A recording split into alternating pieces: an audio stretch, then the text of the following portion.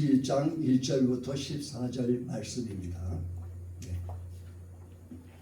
오른편에 그물을 던져라 하는 말씀을 제목을 가지고 함께 나누겠습니다. 우리가 세상을 살다 보면 최선을 다했음에도 불구하고 때로는 결과가 좋지 않은 때가 많이 있습니다. 사업을 하다 왔는데 사업이 잘 이루어지지 않아요. 생각외로 매상이 없어요. 그래서 그만두고 낭패를 나는 때가 있어요. 우리가 열심히 공부를 했는데 시험권에 대해 시험 배경에서 엉뚱한 것이 나오고 자기가 공부하는 것이 아닌 엉뚱한 것에 나와서 우리가 참 낭패를 당한 그런 일들이 있습니다. 오늘 베드로는 바로 제자들과 함께 동일하게 열심히 무엇을 고기를 잡기로 애를 썼는데 결국은 허탕만 치고 아무것도 잡지 못하는 그런 일들이 동일하게 있었습니다. 오늘 이 말씀을 통해서 함께 은혜를 나누면서 본문에서 나타난 첫째 대지는 12장 1절부터 5절에는 예수님 없이 모든 그 고기를 잡았을 때는 아무것도 잡은 것이 없는 허탕을 쳤다라는 얘기고, 또 둘째 대지 21장부터 6절과 14절 말씀에는 예수님 안에서 예수님과 함께 동행하면서 예수님의 말씀에 순종했더니 하나님께서 엄청난 물고기를 잡게 해주셨다, 성공했다라는 그런 말씀인 것입니다. 오늘이라는 주제로 함께 말씀을 나누겠습니다. 먼저 우리가 본문의 것처럼 21장 1절 3절까지를 보면은 예수님 밖에서 불순종한 제자들의 실패입니다. 읽어보면 우리가 금방 읽었듯이 후에 예수께서 디바랴 바다에서 두 제자들에게 자기에게 나타내신 이라니라. 시몬 베드로와 디두로만 하는 도마와 갈릴리 사람 가나 사람 나다나엘과 세베대의 아들과 또 다른 제자들이 함께 있더니 시몬 베드로가 나는 물고기 잡으러 가노라 하며 저희가 우리도 함께 가겠다 하고 나가서 배에 올랐으나 이 밤에 아무것도 잡지 못하였다라고 이렇게 기록하고 있습니다. 우선 배경을 보면 부활하신 예수님께서 뭐라고 제자들 만나서 하셨냐면 이제 갈릴리로 갈 테니까 그리 가라 라고 했어요. 그리고 갈릴리의 산으로 가라 이렇게 말씀하셨거든요. 그러면 당연히 그 속에서 갈릴리 산에 기다리고 있어야 되는데 지금 이 제자들과 베드로가 엉뚱한 타이밍을 잘못 잡고 엉뚱한 짓을 하고 있는 것을 보게 됩니다. 그래서 그 마가복음 28장 10절에 보면 이에 예수께서 가라사대 무서워 말라 가서 내 형제들에게 갈릴리로 가라 하라 하시니 거기서 나를 보리라 하시니라. 마태복음 28장 16절에도 11 제자가 갈릴리에 가서 예수의 명하신 산에 이르렀다라고 했어요. 그러니까 산에 예수님이 거하는 그곳에 이제 말씀한 곳에 기다리고 있으면 되는데 이 제자들이 지금 기다리지 않고 있었다는 것입니다. 그래서 베드로가 지금 엉뚱한 소리를 하는 거예요.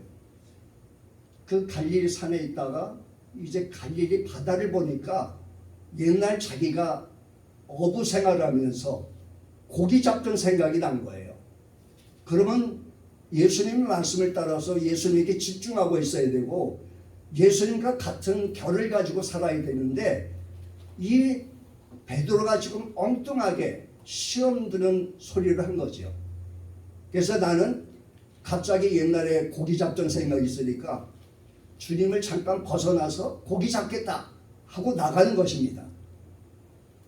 그래서 이제 가겠다라니까 옆에 있던 어부들 출신인 이 7명, 6명이 나도 그럼 같이 가겠다 라고 하면서 거기에 동조해서 지금 고기 잡으러 갔다라는 것입니다. 그래서 결국은 어떻게 됐어요? 지금 베드로가 하나님 예수님의 명령과 뜻을 저버리고 이렇게 자기 소견을 따라서 고기 잡으러 가니까 그들이 모두 밤새 동안 고기를 잡고 그랬지만 한 마리도 못 잡았어요. 이 모든 제자들은 다 전문가입니다. 고기 잡는데 일가견이 있어요. 그리고 여태까지 실패하진 않은 그런 사람들이었습니다. 기술도 있습니다.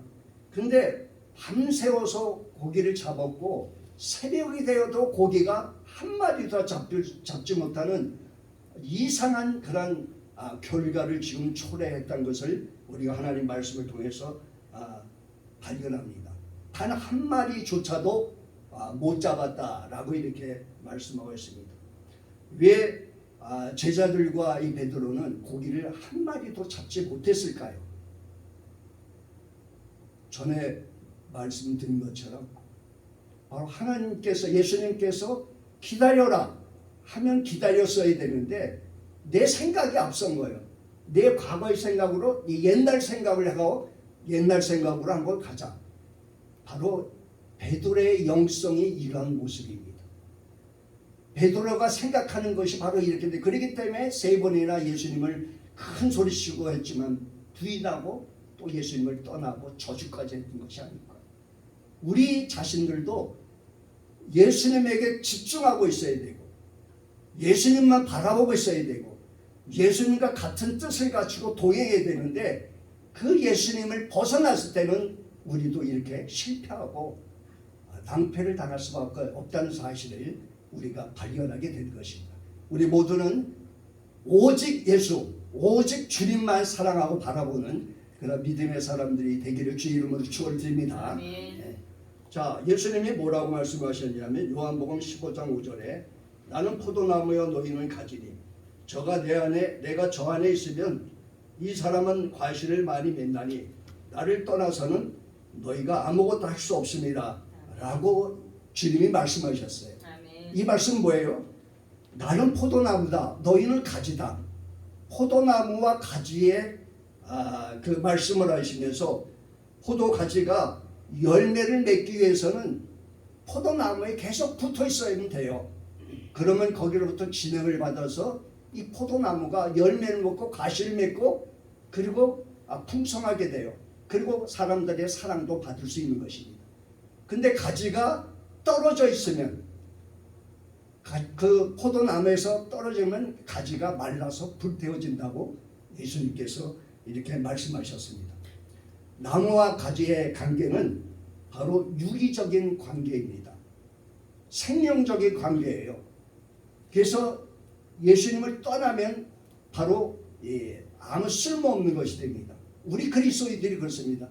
여러분이 우리가 예수 믿기 전에는 어땠습니까? 하나님 앞에 별명자고 그리고 저 쓰기통에 집어질 그런 인생이었습니다. 근데 예수님의 사랑을 받고 이렇게 믿게 되고 그래서 예수님부터 다 공급받잖아요. 영원한 생명도 없고 천국도 없고 그리고 우리가 기도할 때 응답해 주시고 말씀 따라 순종하면 하나님께서 모든 것을 형통하게 해주시고 잘되는 역사가 있다고 주님이 말씀하셨습니다. 아멘. 그런데 떨어져 있으면 반드시 유기적 관계, 생명 관계가 없기 때문에 사라지고 없어진다는 것입니다. 바로 베드로와 이 제자들은 그 진리를 지금 잊어버린 거예요. 그래서 스스로 모든 것을 노력해서 참 뭔가 해보려고 과거에 있었던 자기의 경험을 살려서 기술을 기술을 가지고 잡으려고 했으나 아무것도 잡지 못했다는 것입니다. 바로 이것을 주님께서 지금 말씀하시는 거예요. 우리는 항상 참 본드처럼 주님 우리의 눈에서 아주 꿀이 흘러넘치도록 항상 예수님 바라보고 예수님 말씀 의지하면서 이렇게 늘 살아가고 기도하면서 살아가야 될 줄로 믿습니다. 예수님께서 이렇게 나를 떠나서는 할 수 없다 이렇게 말씀하셨습니다. 그리스도인들은 아무리 애쓰고 노력해도 예수님을 뜻을 저버리고 외면하면은 우리는 낭패를 보게 되는 것입니다. 물을 떠난 고기가 살 수 없지 예수님을 떠난 우리는 헛수고가 될 수밖에 없다는 것입니다. 잘 된다 그랬습니다. 요한일서 1장 2절에 보면 상한 자여 내 영혼이 잘된 같이 내가 범사에 잘되고 강건하기를 원합니다. 우리가 하나님과의 관계가 잘 이루어지기 위해서는 늘 하나님을 붙들고 늘 하나님을 기억하고 생각하면서 그렇게 살아갈 때 우리의 삶에 좋은 일들이 일어나게 될 줄로 믿습니다. 자, 그 다음에 21장 5절부터 6절은 예수께서 이르시되 얘들아 너에게 고기가 있느냐 대답하되 없나이다. 가라사대 그물을 배 오른편에 던지라. 그리하면 얻으리라 하신데 이에 던졌더니 물고기가 많아 그물을 들 수 없다라 라고 말씀했습니다. 예수님은 제자들에게 찾아오셨습니다. 제자들이 떠나자 예수님들 가만히 그냥 내버려 두지 않고 찾아와 주셔서 다시 예수님의 그 하나님 되심을 나타내 보여주시기 위해서 이제 찾아오신 것입니다. 그리고 그 믿음도 회복시켜 주시기 위해서 찾아오시고 정신 차리게 하기 위해서 찾아오신 것입니다. 그래서 거기에 너희들이 고기가 있냐 그랬더니 없습니다 그랬더니 예수님께서 오른편에 그물을 던져라. 그리하면 얻으리라 라고 결과까지 예수님께서 말씀해 주셨습니다.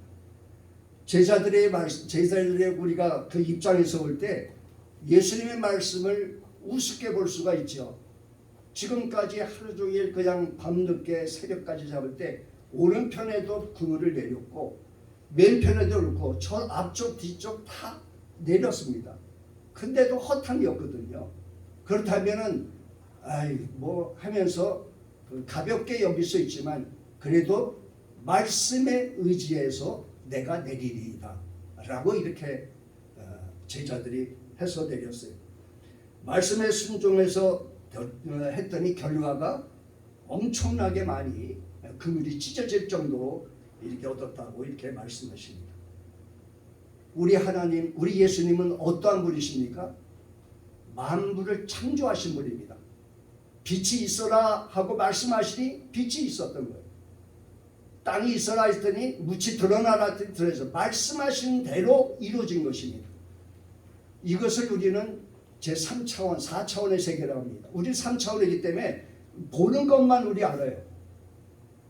그런데 무에서 유를 창조하는 것은 하나님이 많이 할 수 있는 것입니다. 그러한 말씀을 통해서 이루시는 건데 오늘 그것을 우리에게 보여주는 거예요.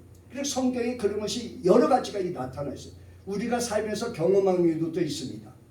그래서 오늘 본론은 바로 예수님은 말씀하시기를 나는 창세기 1장과 요한복음 1장에도 말씀으로 말씀하시되 그대로 된다라고 말씀으로 창조하신 것을 볼 수가 있습니다.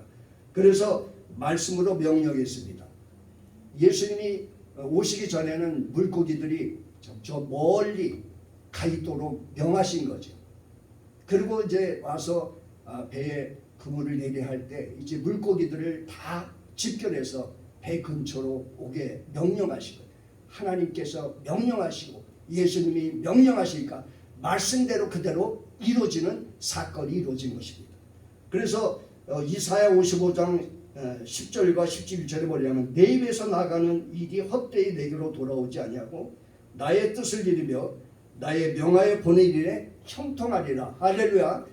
말씀하신 대로 그대로 실천이 되고 이루어지는 것입니다. 오늘도 우리는 그래서 말씀을 우리가 굳게 믿으면 말씀대로 반드시 이루어지고 하나님이 책임지시는 거예요. 하나님 말씀하신 것을 거두고 아니라고 실패하신 분이 아니기 때문에 그렇습니다.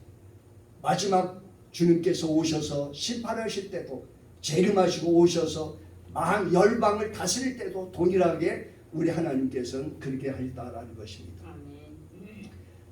제자들이 그래서 바로 이렇게 풍성하게 물고기를 잡았습니다. 예수님은 하나님의 아들이고 만물을 창조하신 분의 이러한 귀한 역사가 이루어지는 것을 우리가 발견할 수 있습니다. 자, 우리가 또 한번 성경을 통해서 보면 갈릴리 혼인잔치가 있었습니다. 그때 예수님과 어머니가 함께 요한복음 2장에 함께 참여했습니다. 참여해서 한참 진행되고 오후가 되고 그랬는데 오후에 갑자기 포도주가 떨어졌다라고 어머니한테 이 주인이 와서 얘기합니다. 그랬더니 어머니가 즉시 예수님에게 가서 뭐라면 포도주가 떨어졌다는데 어떡하죠? 하고 얘기했습니다. 그랬더니 예수님이 뭐라 했습니까? 아직 내 때가 아니 됐다라고 얘기합니다. 그러나 이 마리아는 그 예수님께서 무슨 말씀을 하시든지 그대로 하라라고 하는 거예요. 이해가 되지 않을지라도 그대로 말씀대로 순종해라라고 이렇게 하인들한테 명령했습니다. 예수님께서 하인들을 불렀습니다. 지금 포도주 담은 그 그릇이 통이 비어 있으니까 거기에 갖다 물을 채워라라고 했습니다. 그들이 그대로 가서 물을 채웠어요. 그리고 좀 이따 가서 퍼서 갔다가 그 하객들에게 주어라 그랬었더니 퍼서 보니까 분명히 물을 본인이 집어넣는데 근데 푸니까 분명히 포도주가 된 거예요.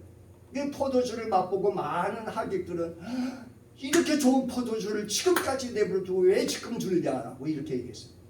무엇입니까? 우리 하나님은 말씀대로 그대로 이루시는 거예요. 없었던 걸 이루시는 거예요. 그리고 이거는 인간의 힘으로 우리의 힘으로 안 돼요. 우리가 아무리 봐도 우리가 사찬석에서 물이 어떻게 금방 포도주가 됩니까? 하나님이시기 때문에. 그리고 그렇기 때문에 우리는 그분께 경배해야 되고 그분에게 우리는 예배를 드리러 오늘도 찾아온 것인 것입니다. 그분을 우리는 놓치면 안 되는 것입니다. 그분 안에 모든 우리 인생의 모든 길이 열려져 있고 사명이 있고 뜻이 있는 것입니다. 그분을 그래서 말씀대로 우리가 순종하는 그런 삶을 사는 것입니다. 또 어떤 걸 얘기했죠? 오병이의 기적이 있습니다. 예수님께서 말씀을 증거할 때 많은 주민들이 찾아왔어요. 빈들의 많은 곳이 있었는데 그곳에 이제 한참 말씀을 산상수훈을 전하고 그리고 그 하나님 말씀을 들어올 때 이제 말씀이 다 끝나고 이제 돌려보낼 때입니다. 그래서 이제 예수님이 생각하기를 저 사람들 올 때 이제 많은 또 이제 말씀을 듣기 위해서 멀리서 오면은 밥도 제대로 거르고 왔을 텐데 또 거르고 가면 얼마나 지칠까 이런 자비로운 마음과 사랑이 생각이 나셨어요. 그래서 제자들에게 묻습니다. 너희들이 가진 것이 있느냐 그랬더니 저들이 배고픈데 먹을 걸 줘야 되겠는데 어떻게 해야 되지? 여기서 그 물건을 구입하려고 그러면 한참 가야 됩니다 하고 그런 얘기를 해요. 근데 빌립이라는 제자가 이렇게 보니까 물고기 2마리하고 떡을 가지고 있는 어린애가 하나 가지고 있어요. 그래서 그것을 얘기하면 물고기 2하고 떡이 있나이다 라고 했더니 그러면 가져오라 그랬어요. 그래서 그걸 가졌어요. 그때 예수님이 축사를 하시고 그리고 그것을 이제 나눠줘라 라고 했더니 5,000명이 먹었잖아요. 물고기 분명히 5마리에 근데 어떻게 나눠줄 때마다 이것이 갑자기 또 생겨납니까? 우리 하나님의 전능하신 역사와 능력이 아니면 이루어질 수가 없는 것입니다. 바로 그런 일들을 해서 남은 것이 12바구니가 차고 넘쳤다고 이렇게 말씀해요. 하나님께서는 말씀하시면 그대로 됩니다. 우리 하나님께서 말씀을 통해서 우리 마음에 감동을 주면 말씀대로 이루어지는 거예요. 그 말씀은 반드시 이루어져요. 제가 예수님을 처음 믿고 그랬을 때 하나님께서 고린도전서 9장 16절 24절 이렇게 말씀하시더라고요. 그래서 그 말씀을 봤더니 다른 자라는 자리 다 달아날지라도 상을 얻는 자는 하나의 줄 못합니다. 너도 이같이 다루지라. 하나님이 주신 말씀대로 저는 언젠간 그 뜻이 이루어질 것입니다. 상을 받도록 하나님께서 역사하실 것입니다. 그런데 이해할 수 없는 일이 일어났어요. 왜 우리 집사람이 한 5년 사역을 하다가 좀 힘드니까 이제 내 인생 살겠다고 가는 거예요. 그러니까 나는 이제 멍하게 된 거죠. 사명을 감당하고 하나님 부르심을 받았는데 끝까지 가야 되는데 그만두겠다 하고 벌써 이제 20년째가 이제 됐습니다. 그래서 이제 어떻게 할 것인가 하고 이제 나도 생각하다가 그래도 어차피 가야 하나님께서 부르신 길은 끝까지 목숨 다해서 가야 된다라고 생각해서 지금도 이렇게 가고 있는 것입니다. 일가적인 생각하면 그만두죠. 할 수밖에 없죠. 그래서 그때 이제 성도들이 한 20명의 아이들까지 해서 한 30명 가고 있었는데 이제 집사님들이 아침에 나와서 새벽 기도할 때 안 나오니까 왜 안 나오죠? 그 주일날 이제 안 나오니까 왜 안 나오죠? 근데 한 사람 두 사람 이제 떠나라는 거예요. 그러더니 또 이제 우리가 침례교회니까 침례교회 옛날에 많은 그 혹시 그 이단 아니냐고 하면서 어떤 집사님이 또 떠나가고 그러다 보니까 이제 누군가 옆에서 아내가 대화해주고 또 이제 이렇게 챙겨줘야 돼. 그게 없으니까 이렇게 된 거예요. 그래서 참 암담한 거죠. 그러나 하나님 말씀은 언젠가 이루어질 것입니다. 아멘. 그러다 보니까 한 사람 두 사람 저 사람 떠나니까 나도 떠나고 너도 그래서 아무도 없어요. 그래서 전도에서 또 오면은 또 그쪽에 누가 없으니까 여자는 여자끼리 있고 이렇게 뭐 통하는 게 있는데 그게 없으니까 그냥 또 가는 겁니다. 그래서 참 답답하기도 하지만 그게 한참 울면서 기도하고 통곡하면서 기도하는데 이제 뭐 월세도 못 내고 그때 이제 여기 이곳에 있는 그 지하에 있었어요. 요즘 가면은 거기 있었는데 거기에 이제 물이 또 들어왔어요. 그래가지고 이만큼 들어와가지고 피아노고 뭐 강대 쌓이고 다 이제 썩어가는 거예요. 그래서 그만 이제 했을 때 하나님은 어떻게 하면 좋겠죠 하고 기도하고 이제 아침 앞에 있는 그 순복음 교회에 가서 아침 새벽 그 수요일 금요일 이제 계속 기도하는데 그 목사님이 어느 날 부르더라고요. 어떻게 이렇게 오셨냐고 해서 사실은 내가 여차여차해서 이렇게 해서 이제 정리하고 이렇게 오고 좀 이렇게 됐다 그랬더니 그러시냐고 그 기도해보자고 그랬더니 한 달, 두 달 정도 됐더니 나를 부르더라고요. 그랬더니 목사님이 교단이 다르고 그건 순복음 교회인데 교단이 다른데 목사님 내가 그 사역을 할 수 있도록 지원하겠습니다. 그래서 1,500 성물하고 그리고 3,500 전세 보증금을 줘서 사용하도록 그래서 지금까지 하고 있습니다. 눈이 캄캄하고 암담했지만 하나님께서 그 중심을 보시고 일하시는 거예요.